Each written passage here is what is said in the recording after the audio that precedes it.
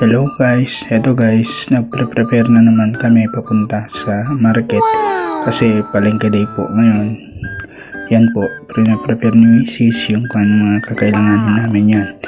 Lalagyan niya ng gasolina kasi nag-stock po kasi tayo ng gasolina guys para kon po. Mas mura kasi ang gasolina compared dito sa amin. Kaya bumibili kami sa highway para at least makatipid pa kami guys. Pag pinultank mo kasi itong kulong-kulong guys, makakarating na kami sa highway at pwede na kami magkarga ulit. Eto guys, ayan, si Mrs. ko po, lalagyan niya ng gasolina yung kulong-kulong namin guys. Ayan, linalagay po kasi namin sa container or parang, ayan, kung hindi po ako magkakamali guys, 4 liters para ata yung laman yan. Yan, kinakargaan niya.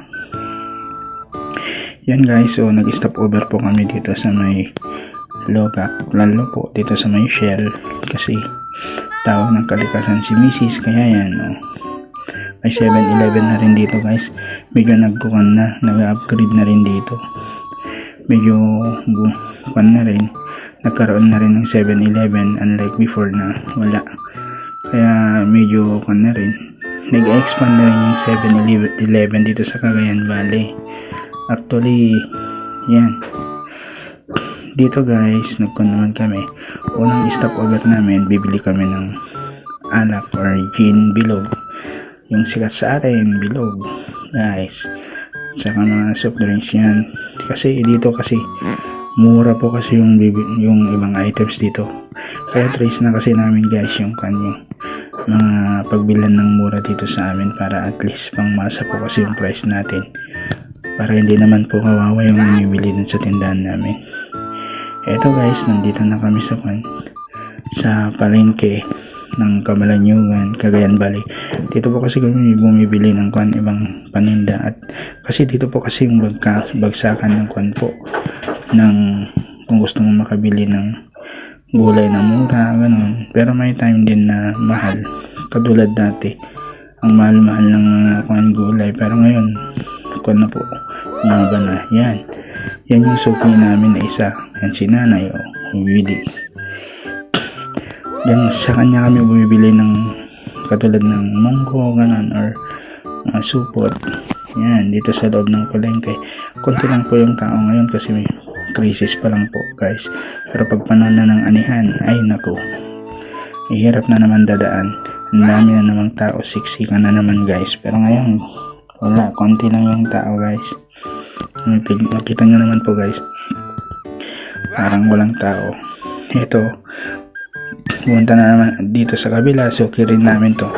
Dito kasi bumibili si nanay ng mga sangkap sa paninda nilang barbecue, ganun, steak at kung ano-ano pa.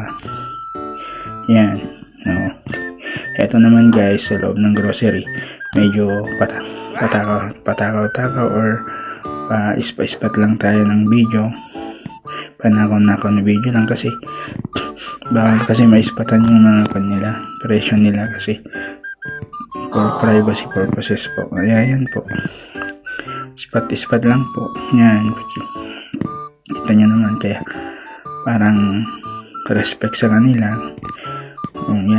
Yan po yung loob ng grocery na pinamimilan namin ng mga tinapay, ganun. Yan guys, naikarga na namin yung mga pinaninda namin sa kulong-kulong guys. Ayan, ready to go na kami for the next destination naman. Ayan, eto, nagutom na kami kaya bumili kami ng tinapay ni Mrs.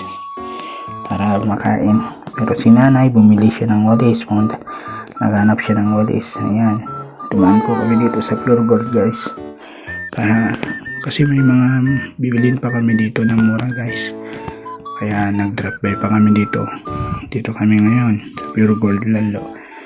Binidyoan ko na lang po dito sa labas guys kasi bawal po kasi mag-video sa loob kasi parang sabi ko nga, respect their rules kasi mahirap naman po, baka mamaya magpagalitan tayo. Kaya eto, dito na lang ako sa labas nag-video guys kasi bawal po kasi sa loob. Kaya dito na, nispatan ko na lang dito sa labas Kasi bawal po yan. Nakakarga na kami sa kulong-kulong. Yan si nanay. Kawawa na. Ready to go home na kami. Yan. Bale dyan na ihatid na namin si nanay. At nag-empake na rin kami pa uwi sa bahay namin kasi magkakaiba kami ng bayan. Dumaan kami dito sa Lasam, Cagayan Valley. At eto, may bibili si Mrs. ulit. Hanggang dito na lang guys kasi malayo pa yung uwian namin. Thank you for watching.